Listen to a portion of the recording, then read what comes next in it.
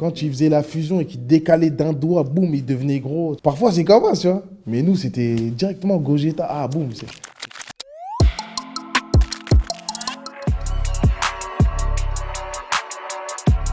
Ok, c'est VG Dream sur Melty. Aujourd'hui, je vais vous parler de mes feats. Ensemble. Ça, faut le vivre. Le bouc, il est discret, dans son coin, il arrive bien, ça va, tu vas bien et tout, tranquille, ça te met à l'aise. Et ensuite, la magie, elle opère. Donc je lui fais écouter 2-3 trucs, il écoute et tout, il est pas trop emballé et il commence à chanter le truc des choristes. Et t'as vu, moi dans ma tête, c'est un décalage. Il m'a dit, VG, fais-moi confiance, t'inquiète même pas, frérot. Et le rendu, il est exceptionnel, je me dis en fait. Mais dans ma tête, je me dis pas, ça va péter comme ça a pété, tu vois, aujourd'hui. Je crois que c'est un des seuls artistes qui est comme ça dans le partage, qui est dans la vibe, qui est dans le kiff. Et en dehors du fait qu'il soit vrai, lui, l'artiste, lui, il est vrai avec les gens, tu vois. Et il est vrai dans la musique. Quand il fait quelque chose, il fait pas parce qu'on lui a dit de le faire, il le fait parce qu'il a envie de le faire. Mais ça t'assure pas un tube aussi, tu vois. Faut que quand vous fusionnez, que ça marche. C'est comme dans Dragon Ball, tu vois. Quand il faisait la fusion et qu'il décalait d'un doigt, boum, il devenait gros. Parfois, c'est comme ça, tu vois. Mais nous, c'était directement Gogeta. Ah, boum, c'était trop lourd, ouais.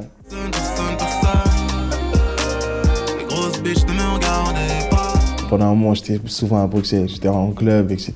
Chill. On m'appelle, on me dit, il y a Damso qui est au studio, passe et tout. On écoute du son, posé tranquillement, il y a du beau monde. Et il met une prod. Damso, il me dit, vas-y, rentre dans la cabine. Je me dis, mais là, t'as vu, là, je vais écrire un de mes meilleurs couplets, là. Je dis à mes gars, vous êtes conscients? Je pose le couplet et je le regarde un peu. Il valide, il me dit, bon, il est 6h du matin, là. Je vais repasser demain et tout. Le lendemain, on se rappelle et tout, on va au studio. Boum, il finit le morceau, il fait un gros refrain. Refrain spé, parce que moi, dans ma tête, je me dis, je vais faire le refrain, c'est mieux que je fasse le refrain, tu vois. Je laisse faire le refrain. Je me mange une baffe parce que je me suis dit, mais comment tu peux penser dire ça? Comment tu peux penser à ça? Ça, c'est une dinguerie, tu vois. Et j'ai vraiment kiffé. Personnage exceptionnel.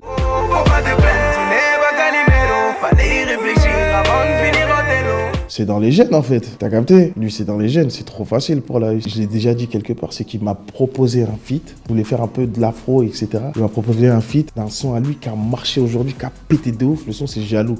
Et moi j'ai dit non. Et moi je lui ai dit non, je veux quelque chose d'autre, tu vois. C'est après, j'ai pris du recul, j'ai dit, mais quel connard, moi, quand même.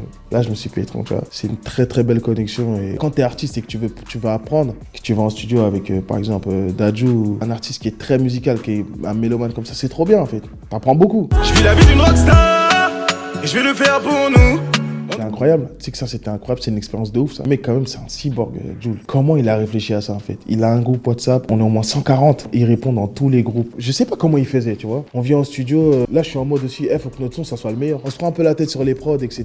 et tout. On descend à Marseille. Puis il y a NASA, il y a Taek, Saf, Linda, Naps. On est obligé de faire un tube, en fait. On est obligé de faire quelque chose, mais à contre-pied. Parce qu'on sait que les autres, ils vont rapper, en fait, les autres. Nous, on s'est dit quoi? Vas-y, nous, on chante. Nous, on chante l'amour, en fait. Et boum.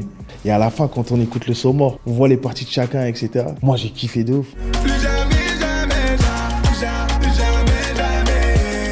Matt Pokora, moi, en tout cas, moi, plus jeune, c'est le mec que je voyais à la télé tous les jours. Ça veut dire que je l'ai vu glow up, je l'ai vu passer de je m'habille en baggy, frérot, à Robin des Bois, à le mec super beau gosse, le stéréotype de mec, c'est lui qu'on veut, tu vois. Ça fait 20 piges que le frérot, il est là. Et qu'aujourd'hui, il fait des morceaux avec Fally, il fait des morceaux, il s'adapte en fait au que truc. J'ai trouvé ça tellement fort. Choc des générations, tu vois. On va faire un son mort ensemble, ça va être lourd. Je l'invite sur un morceau à moi. Il est à Los Angeles, il me répond, boum, il m'envoie une photo, il est au studio, tiens frérot, boum, boum, boum, boum. Et on fait le titre ensemble. C'est un accomplissement personnel en fait. J'arrive pas à faire semblant ah ça y est, aujourd'hui je suis une rosta, tu vois. J'ai envie de parler avec tout le monde, j'ai envie de checker tout le monde. Les gens savent que en fait, tu vas me voir dans la rue, je suis pas le mec qui me prend la tête. Je suis passé de rien du tout à, vas-y, je fais des feats avec ces gens-là. Un bon featuring, même si c'est fait à distance, c'est de la vibe, je pense. C'est de la vibe. On peut ne pas faire forcément la même musique. Tu regardes VG Dream Nino, tu dis ah, qu'est-ce qu'ils vont faire? Si demain il y a un VG Dream Jul, on va dire ah là ça va être chaud, tu vois. S'adapter ensemble pour surprendre les gens, tu vois. Former une équipe tout de suite là pour surprendre les gens. Et c'est ça que moi je kiffe. Pour un bon featuring, il faut vraiment de la vibe, bonne entente et de la bonne musique en fait. C'est tout. C'est tout. Ouais.